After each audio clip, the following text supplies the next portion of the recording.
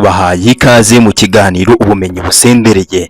Turimo turabaho mu kinyacumi, aho buri muntu wese yumva neza ko buri cyose afite agomba kugisangiza abandi, byaba ibiryo, imyambarire ndetse n'imigaragarire. Si no kuvuga ngo ni ukubisangiza abandi ku buryo bwiza, wenda ngo ni ibiryo araguhaho, oya, ni ukubipostinga bimeze nk'aho ari ukunopesha. Ni ukuvuga ngo urambona siko ndimo ndabirya, buriya kunopesha bifite igisobanuro gikomeye cyane cyo kukwereka ikintu ariko icyo kintu utakibona, ni ukugutera umunoho gusa. Nicyo kinyejana rero turimo turabaho, cyuzuyemo imbuga nkoranyambaga. Buri kintu cyose cyiza umuntu afite arifotoza cyangwa se araba ari imbere yiwe arimo aragisekera, hanyuma abikwereke cyangwa se akwereke ko yishimye, kugira ngo nanone utangire uzamura ikintu gikomeye cyane cyo kwifuza cya kintu cyiwe. Ibi bintu rero sinagucira imanza cyangwa se ngo ngende nshireho amabuye ngo nkubwire ngo ntago ushobotse cyangwa se wararengereye. Niko iyi si dutuyeho imeze, iyi si turimo turabaho iki gihe niko imeze. Nisi ko burya kumva neza ko niba ikintu utagisharinze abantu, niba utangisangije abandi, irangana neza nkaho icyo kintu kitigeze kiba, ariko mu by'ukuri bitandukanye cyane na realite cyangwa se ukuri. Gusa tuvuye kuri urwo ruhande, hari urundi ruhande ruriho abantu batagaragara, abantu batuje cyane rwose, abantu utamenya ibyabo. Muhura rimwe na rimwe ukibaza uti ese we uracyabaho? Ntago bagaburira kamere yabo amafoto barimo barapostinga ku mbuga nkoranyambaga, ntago bumva neza ko bishimye mu gihe ibyo bakoze cyangwa se ibyo bagezeho bari buze ko babipostinga. Oya, ibyo ngibyo bitandukanye cyane n'ibyo biyumvira, n'ibyo bakunda. Ni abantu bameze nk'aho bari inyuma y'umukino, bameze nk'aho batari mu mukino, bameze nk'aho rwose bari mu ruhande runini cyane cyangwa se uruhande rumeze nk'aho rwitaruye iyi si dutuyeho. Abantu badakoresha imbuga nkoranyambaga, badapostinga umunsi ku wundi. Niwitegereza neza ushobora kugira ngo barimo barabaho isi itandukanye n'iyawe, ariko ntago wabibeshe cyane, n'ubundi baba barimo barabaho isi itandukanye n'iyawe cyane rwose. Ukuri rero ugomba kuba wamenya kandi gukomeye cyane, nibo bantu batumye dukora kino kiganiro, nibo bantu tugiye kuba twaganiraho. Abantu bameze gutyo badapostinga ibintu byabo ku mbuga nkoranyambaga, n'abantu bumvise ndetse banasobanukirwa nanone ko ibyo bintu ahubwo aricyo kimenyetso cyerekana neza ko ari abanyabwenge, kikanerekana neza ubwenge bukomeye cyane bifitemo ndetse n'imitekerereze ihambaye ndetse n'imijyanire yabo. Ushobora kubaza uti ni gute umuntu umwe ashobora kuba yahitamo kurwanira mu kintu kimeze nk'aho ari igicucu, mu gihe abandi barimo bararwanira kuba bajya ahantu hagaragara hari urumuri, aho urumuri rubakubita buri wese akababona. Igisubizo rero kijya munsi cyane kuruta uko ubitekereza. Aba bantu impamvu badatekereza si uko badafite ibyo gupostinga, rimwe na rimwe uranasanga bafite byiza binarenze cyane rwose ibyo wagakwiye kuba ufite wowe. Ahubwo aba bantu icyo bamenya abandi batari bamenya, ni uko bazi neza kandi basobanukiwe neza icyo bibapostinga cyangwa se igiciro bibasaba cyangwa se ikiguzi bibasaba n'ibyo bibatwara. Ibyo bintu rero babimenye mbere y'uko bo babimenya. Ni abantu bazi neza ko buri foto yose uvanye muri telefone yawe cyangwa se buri foto yose ugira igitekerezo cyo kuvuga ngo urayifashe, urayipostinze, uyishize aho abantu bayibona, icyo gihe icyo uba ukoze ni kimwe, uba ufashe kimwe mu bikugize cyangwa se kimwe mu bikuranga ugihaye isi, utazi icyo ngicyo uhaye isi, icyo isi izakimaza. Abangaba rero ni abantu banze ndetse kandi kwigurisha mu buryo buciriritse cyane kuri urwo rwego. Iki ni igikorwa rero gikorwa mu ibanga rikomeye cyane, ariko nanone benshi ntibabona agaciro kabyo. Ariko nanone kandi ni ikintu gifite igisobanuro kirenze kandi gikomeye cyane, uko abantu babibona ndetse n'uko abantu babyiyumvira. Impamvu bimeze gutya nuko buri igisasu iyo kigiye kuba cyaturika cyangwa se kirimo kiraturika, abantu birukanka begera cya gisasu niwe kiri buze kuba cyaturikana, mu gihe uwisigariye inyuma we ntabwo ari buze kuba rwose yakangizwa n'icyo gisasu. Aba ni abantu baba barahisemo indi nzira kandi ikomeye cyane, aho bumva neza ko ibibaranga ndetse bo ubwabo kuba bagira agaciro, kuba bakundwa bitari buze kuba byagenwa n'undi uwo ari we wese. Bivuze neza ko uko baguha like wenda igihumbi, ibihumbi 10, ukumva neza ko uri umuntu w'igitangaza, ukaze, ukunzwe, ntabwo uko wishima ariko we yishima. We yumva neza ko kuba ariho anabayeho neza, anakora ibyo akunda n'igihe abikundiye, ibyo bimuha kwishima. Attention rero, hano niho bitandukaniye. Wowe ubaho ushimishwa na likes z'abandi, uhora iteka buri munsi uhora ku mpamyi cyangwa se ku gitutu cy'abantu utazi. Niba wapostinze ukagira like 20,000, no posting ukagira like 10, icyo gihe uravuga neza ko urangiye cyane rwose. Uwo nguwo rero kwikunda, kubaho bigendeye cyane kuri we. Ubwo bwenge n'imitekerereze nk'iyo ngiyo rero ntabwo ibarirwa mu kintu cyitwa likes, ko abantu bakunze ifoto yawe. Huya, ndagira ngo ubitekereze cyane muri ubu buryo.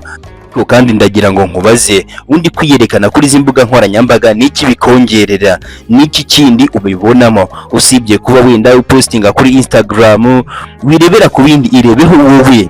Abantu badakunda kuba bapostinga ni abantu b'abahanga cyane, ugomba kuba watinya cyane, kuko ni abantu bahitamo bakanavuga bati inkuru yanjye, imibereho yanjye ndetse no kumenya bizamenywa n'abantu nahisemo njyewe ubwanjye. Ntabwo ibintu byabo biri ku gasozi nkatwe, ntabwo ari abantu bafata ibyabo cyangwa se imibereho yabo ngo bayifungurire buri umwe wese ngo yumve neza ko agomba kuba yakwisanga muri iyo mibano. Ntabwo ari uko bigenda, ntabwo ari uko bimeze. Ni abantu bumva neza kandi bakanafata experience cyangwa se ubunararibonye ndetse n'imibereho yabo, ntibabifate ngo babishire kuri public display cyangwa se ngo babishire kuri wambonye cyangwa se aho buri wese ari buze kuba yabibona. Oya, babiha agaciro gakomeye cyane, biba bimeze nko gufata ibanga ryawe ukaryibikira wowe. Buriya ibanga wibikiye, iryo banga rigira agaciro gakomeye cyane kandi nanone rikagira ubusobanuro kuruta ryabanga abantu bashize hanze cyangwa se ryabanga buri umwe wese arimo araccessinga aragiraho uruhare rukomeye cyane uko bishaka. Imbuga nkoranyambaga rero ni ikintu kibrandinze cyane ku buryo icyo uri buze kuba wabona ibyishimo gusa, nta kibazo. Ni ryari uzigera none ubona umuntu wa postinze ifoto mbi? Ntago bishoboka habe namba. Ifoto nziza, ameze neza, ateye neza, asa neza, asa n'abazungu, ibiri ku mbuga nkoranyambaga biri perfect. Abantu bo ku mbuga nkoranyambaga bose barishimye kandi bari perfect, bameze neza. Ariko se niko kuri? Aba ni abantu ugomba kwitondera cyane rwose, kubera ko ni abantu bazi neza ko ubu buzima bwaremewe kugira ngo bubabweho. Ntabwo ubuzima cyangwa se imibereho y'ikiremwa muntu hari alubumu buri muntu wese agomba kuba yaseka.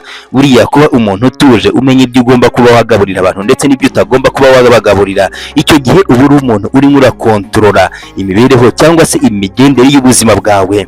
Ariko mu by'ukuri uzitegereze neza, niba abantu basoma ubuzima bwawe nk'abasoma igitabo gifunguye, icyo gihe nyine barasoma kandi barasoma ibyo bashaka bakakureba rimwe na rimwe. Ahubwo uhora ufite ubwoba bukomeye cyane bwo kuvuga ngo mbereke ibirenze, ese nibatabona nk'ibyo babonye ejo bizagenda bite? Ugasanga uri muri icyo kintu. Tekereza ko aho ubuzima buri muntu wese yemerewe kuba yagucira urubanza, buri muntu wese afite kuba yareba ibintu byawe cyangwa se uburyo abibonamo, niba bikunda cyangwa se abyanga cyangwa se nanone akabikubwira byose akabiguturaho. Tekereza ubwo buzima, ibyo nkaho bidahagije ibyo berekanye kandi mu by'ukuri ubona neza ko ari ibyawe, ugatangira no kurwanira uburenganzira bwo kuvuga ngo ibi bintu ni ibyanjye cyangwa se uyu ni njye. Abo bantu rero banze icyo gitutu cy'uko buri kimwe cyabo cyose kigomba kuba cyaje hanze. Ni abantu bagenda bakaba mystery, ni abantu bagenda bakaba abantu udashobora kuba wasobanukirwa, kandi umuntu udasobanukiwe ibyiwe, uwo muntu isaha n'isaha, umunota n'umunota ashobora kuba yagutungura cyane rwose. Kubera ko uko ukomeje kwicira hanze rimwe na rimwe hari ubwo byungukira abandi batari wowe, uko usangiza byinshi bikwerekeyeho ni nako ibyo bikwerekeyeho bizakurwanya cyane rwose mu buryo nanone wowe udateganya. Ushobora gupostinga ikintu wumva neza ko nta kibazo namba, kikazakurwanya ejo hazaza nanone mu buryo bumwe cyangwa se ubundi, kandi udashobora kuba wowe uzi. Ahangaha niho abantu bibeshera kandi bakabona neza ko ikintu cyitwa visibility cyangwa se kugaragara bigendanye cyane no kuba wakundwa na bose. Ntamenye neza ko atari ugukundwa, ahubwo ari uguhararwa ndetse no gushungererwa ku buryo nawe atazi, ariko nawe akabifata ngo ni ugukundwa. Ntawe ugukunze baba baguharaye. Influence ye nyayo cyangwa se abagukurikirana banyabo bava mu kintu cyitwa silence, guceceka, umutuzo, nanone ukagenwa nawe. Buri kimwe cyose kiri mu bubasha bwawe, icyo kintu nta kintu na kimwe kizigera kikiruta habe namba. Ntukajye wumva neza ko ibintu udashobora gukontorora, ibyo bintu ari byo agaciro cyane kuruta ibindi. Kugira ngo ubimenye cyangwa se ubyitegereze neza, uzajya ureba wa muntu uri iteka ryose uhora upostinga atagaragara cyangwa se uvuga ariko atagaragara. Abantu benshi bahora iteka ryose bafite amatsiko akomeye cyane yo kwibaza bati ese uyu muntu ni uwuhe, ni kabila gani? Mbega ni amatsiko ye ubwayo agahora mu mitwe yabo. Ibyo bigatuma bakomeza kuba bamufata nk'umuntu w'igitangaza ukomeye cyane kandi umuntu urenze, banumva neza ko ari umuntu ushobora kuba akora ibintu byananiranye cyangwa se byananiye abandi. Izo nizo mbaraga zikomeye cyane zo kuguma ahantu abantu batakubona. Impamvu nuko aba bantu bataba barafashe ikintu gikomeye cyitwa isi, ngo isi bayigaburira ibyo ishaka. Isi kuyigaburira ibyo ishaka cyangwa se kuyigendana nanone uko gushakamo, icyo gihe yo irakurangiza kubera ko isi yo niko iteye, niko imeze, iragukoresha ikagukamura, iyo imaze kugukamura irakujugunya, imaze kukugira igisheshe. Iyo ikintu kidahari cyangwa se absence iyo igiye itayo irimo ikintu cyitwa expectations, cyangwa se ibyo abantu biteze, cyangwa se ibyo abantu bumva neza ko bigomba kuba byaza. Ujye wumva unamenye neza ko ikintu cyitwa kwerekana bike cyane rwose ku byo ushobora kuba washobora.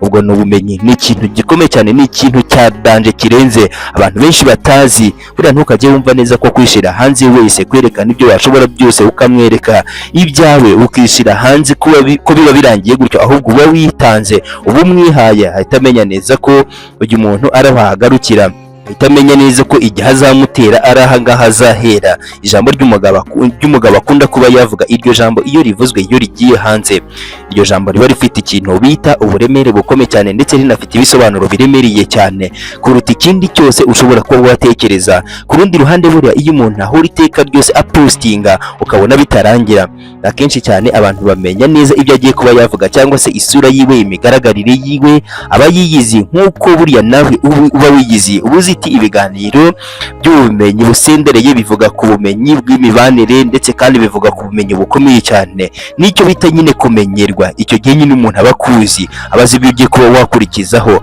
mu gihe wa wundi we utanazi ibyiwe, rimwe na rimwe uhora wibaza uti ese kuriya muntu atavuga n'ikihe kintu yicaranye. Niba hari ikintu ugiye kuba wakwirinda cyangwa se kumenya, ni ukwirinda kugenda mu nzira ubona neza ko benshi cyane bafashe iyo nzira, cyane cyane inzira y'imbuga nkoranyambaga, inzira yo kwishyira hanze. Ntabwo ari inzira uba ufite kuba wakwishoramo cyangwa se ngo ube wajya gukina nayo, kubera ko iyo nzira uba ufashe ibizakugaruka. Uhora iteka wishyira hanze, ibi biragenda bikarema ikintu cyitwa dependency, kuba uri umuntu ariko nanone umuntu ushingiye ku bandi bantu, umuntu ubuzima bwiwe busa naho buri ku wundi. Ubwonko bwawe buragenda bukaba ubwonko bufite ikintu bita external validation, cyangwa se nanone kuba uri umuntu ushingiye nanone ku byo hanze, apana kumva neza ko wakora ibintu byawe, ahubwo wowe ubwawe ugasanga wita, cyangwa se ibintu witaho ni ibintu byo hanze, nta bindi. Ni ibintu bigoranye cyane rwose kuba wabana nabyo, kandi nanone bikavuna ubana nabyo, kuba uri umuntu uhora iteka rwose uvuga ngo uyu muntu ateye comment, wakumva notification cyangwa se wakumva ko ari comment ivuye ku ifoto yawe wapostinze, ukirukankira kuba wajya kureba icyo atekereza ku ifoto yawe, kandi mu by'ukuri bitari buze kuba byagira icyo bikwinjiriza. Ni ikintu bita dopamine zawe urazijagaraza cyane, uri umuntu uvuga ngo agaciro kanjye, ubwiza bwanjye biri mu biganza by'abandi bari buze kuba bavuga bati uyu muntu ni uw'agaciro. Ibyo rero uko bikomeza bigenda gutyo gake uza gusanga nawe ubwawe utakibaho nkawe wowe ubwawe, urimo urabaho kubera ko abantu tugukunze, cyangwa se ukabaho ubuzima twebwe dushaka kuri buze kuba wabaho, bitandukanye cyane rwose n'ubuzima wowe ushaka. Ni ikintu kibi cyane rwose gufata ubuzima bwawe ukabuzirika ku kintu bita ibitekerezo by'abandi bantu. Ubwo buzima bwawe rero abantu babukoresha icyo bashaka, babukina nk'agapira, barabuhererekanya, bakabuhererekanya mu mitekerereze ndetse no mu byiyumviro. Umuntu arakubwira ati sha wari wambaye neza, ariko izo nkweto iyo ziba umuhondo, ugakora ibishoboka byose ku buryo za zindi z'imihondo nanone uzazambara. Undi akakubwira ati bigenze gutya, wongera rwose ugasanga wowe icyo urimo urakora, urimo urakina umukino nawe ubwawe udashaka habe namba. Tekereza kubaho abantu bagena icyo uri buze kuba warya, icyo uri buze kuba wanywa, icyo uri buze kuba wakwambara, cyangwa se icyo uri buze kuba wakora. Buri kimwe cyose kigenwa n'abandi. binyuze muri komenti igitutu cy'abantu bakubwira bati niba uri umuhatari bigenze gutya, niba warigize mbega ugasanga nta kintu na kimwe ukora wowe ubwawe ukunze, ukora ibyo abandi bakunze. Aho ni hahandi rero utangira kubaho waba ubuzima, ugasanga ubuzima urimo urabamo wowe bwanditswe cyangwa se bwabaye designed, bwadesigninzwe n'abandi. Ntabwo urimo uraryoherwa no kubaho nkawe ubwawe, ahubwo urimo urabaho uko abandi bagushaka kubaho. Rimwe na rimwe rero abantu bakakugira ibishimisha byabo, kavuga bati okay, reka tumuteshe umutwe ejo azambara ibi ngibi, babona wishimye bakaguseka, ejo nanone bakongera bakakubwira ibindi, ukaba muri urwo ruziga. Ahangaha rero ni hahandi utangira kuba wabona neza ko ubuzima bwawe bwamaze kuba bwahinduka ikintu cyitwa showcased, kwiyerekana bikaruta kubaho bya nyabyo. Ubaho kugira ngo abandi babeho, ubaho kugira ngo abandi bishime, wowe ibyawe wabisize inyuma, mbega urimo urashimisha abandi gusa. Abo bantu rero badapostinga ku mbuga nkoranyambaga zabo niho baba batandukaniye nawe cyane rwose, ndetse kandi urwo rwego baba bararusimbutse cyangwa se uwo mutego baba barawusimbutse, bakavuga bati uyu mutego turebye nabi twabanzamwe amazuru, bakawugendera kure cyane rwose, bakagendera kuri icyo kintu kuko icyo kintu baba bazi neza ko gishobora kuba cyagusema kikakugira undi muntu ubaho ubuzima udashaka, bigendeye ku gitutu cyacu twebwe nk'abantu. Abangaba ni abantu babaho uko babyumva ndetse n'uburyo babitekereza, ntibabaho kugira ngo bibaze cyangwa se batekereze uburyo bizaba bigaragara kuri screen z'abandi bantu. Ibyo ni ikosa bo ubwabo badashobora kuba batekereza kuba bakora. Tekereza kuba wajya gukora ikintu wumva ngo iki kintu ngiye kugikora nkanjye, nta wundi muntu ugomba cyangwa se nanone ushinzwe kumenya ko ndi kugikora. Aba ni abantu bajya kurya ariko nanone kamera zitari aho ngaho, ni abantu bajya gutravolinga, haba cameraman bafite, n'abantu bagira experience y'ubuzima bwabo nkabo, apana experience y'ubuzima bwabo nk'abandi. Ni abantu babaho ubuzima bumva ko nanone bishimiye kuruta abandi. Aba nanone kandi ni abantu baseka nanone bakimarayo, kandi mu by'ukuri batarindiriye ko hari umuntu n'umwe uza kwemeza ko basetse cyangwa se hari uza kugira ngo atange credit ko basetse cyangwa se ngo abashimire ko basetse.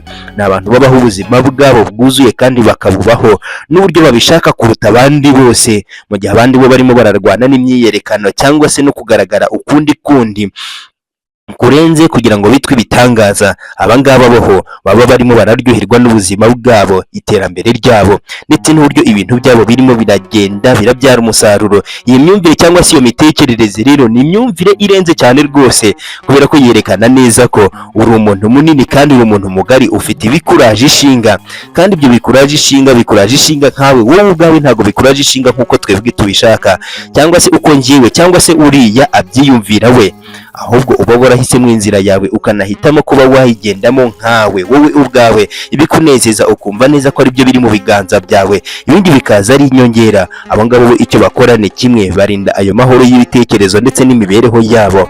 Nk'ubukungu bushobora kuba bwatakara mu gihe barangaye, abo bantu rero ntabwo birangirira aho ngaho rwose. Muri icyo gihe batuje cyangwa se muri icyo gihe batarimo barijugunya mu bintu biri buze kuba byabajagaraza cyangwa se byababuza kuba bakora ibyo bakora, nicyo gihe batangira rwose kubaka ibintu binini kandi bigari, kubera ko buriya ikibi cy'imbuga nkoranyambaga iyo uzihaye umwanya, bivuze neza ko nyine uri umuntu w'imbuga nkoranyambaga ukazikorera byuzuye cyane rwose, ubwonko n'imitekerereze ikumvisha neza ko udakeneye kuyerekana, udakeneye kwemeza umuntu. Iyo ni imitekerereze ugomba kubungabunga kuko ni imitekerereze ya danje irenze cyane rwose. Muri abo bantu babiri nawe ufite kwibaza ukanisubiza, urakeka ninde ukomeye? Wa wundi uhora iteka ashaka kwemeza abantu, ushaka kwerekana rimwe na rimwe n'ibyo adafite kugira ngo yitwe umutunzi atari umutunzi. Ukeneye kwiga ukanamenya kubaho ubuzima bwawe, nta muntu n'umwe ugiye kwereka cyangwa se ugiye kuba wakwemeza, kubera ko abantu buryo duteye ntabwo uzigera utwemeza habe namba ngo bikunde.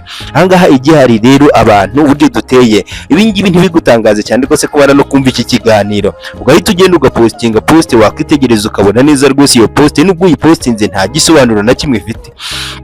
Kandi mu by'ukuri umaze kumva iki kiganiro, ubwonko bwacu bwaragiye buba koronike cyane rwose, ku buryo ibyo twumva neza ko bigiye kuba byaduhindurira ubuzima.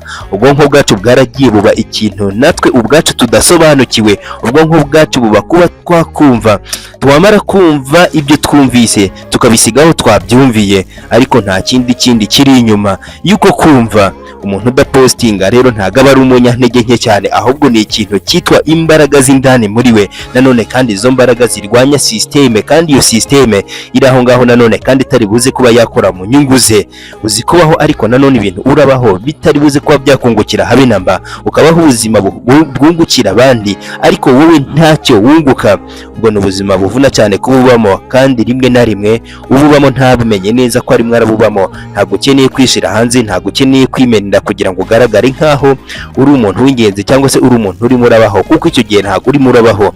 Iyo wahisemo rero kuba product nk'izindi zose, nyine icyo gihe uri product, uri igicuruzwa nk'ibindi, urimo urakora nk'ibyo abandi barimo barakora. Rero iyo byibintu ubihakanye cyangwa ukavuga ngo no ntabwo biri buze kuba byakomeza gutyo, icyo gihe uba wabaye umuntu utandukanye cyane rwose na systeme cyangwa se n'imyumvire y'abantu. Umuntu agaciro kiwe ndetse n'imibereho yiwe n'imyumviro cyangwa se ibyiyumviro byiwe utazigera ubimenyera ku mbuga nkoranyambaga, ni umuntu urenze cyane rwose. Umuntu kuba yishimye, kuba babaye, kuba utazigera ubibona ku mbuga nkoranyambaga, uwo muntu kenshi ujye umureba kandi umutekerezeho, poste ziwe ku masitati yiwe uhita ubona neza ukavuga uti uyu muntu ni uko ameze. Ibyo rero ni ibintu bibi cyane rwose, kuko uraza gusanga ko ntabwo urimo urabaho dia, urimo uratera impuhwe abatakugirira impuhwe, abagushungera.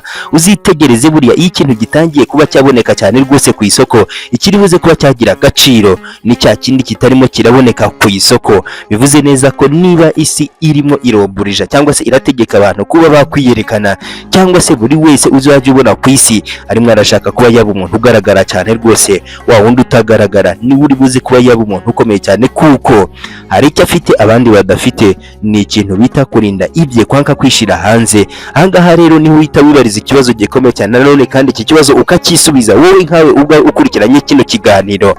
Nujya kuba upostinga kugira ngo wenda uconnecting n'abantu, cyangwa se kugira ngo hagire ibyo uri buze kuba wakora ku bantu, cyangwa se ahubwo icyo ukora ni kimwe, urapostinga kugira ngo bakubone. Iki kintu banza ugitekereze kandi ukibaze. Gupostinga byagakwiye kuba ari ibintu biguhuza n'abantu, ariko nanone kandi benshi ntabwo ariko babyumva, babifata nk'aho ari ibintu ahubwo biri buze kuba byatuma bagaragara, to be seen. Izi mbuga nkoranyambaga rero ntabwo bivuze neza ngo ugiye kuba wazija kure cyane rwose, oya, kuko nabyo ubwabyo biri buze kuba byakugora. Imibereho itariho imbuga nkoranyambaga nayo ni imibereho nayo ipfuye, idashobora kuba yashoboka cyane rwose ko wayibaho, biragoye cyane. Ariko kuba ku mbuga nkoranyambaga bitandukanye cyane nanone no kwirirwa wishira hanze, bitandukanye nanone kandi kwirirwa wijugunya aho buri muntu wese agomba kuba yakubona, akakugiraho access uburyo abishaka. Ibyo nabyo ni ibintu rwose ugomba kwitondera mu buryo bukomeye cyane, kandi cyane ugomba kuba wagendera kure. Guhera uno munsi rero ntuzongere gukora ikosa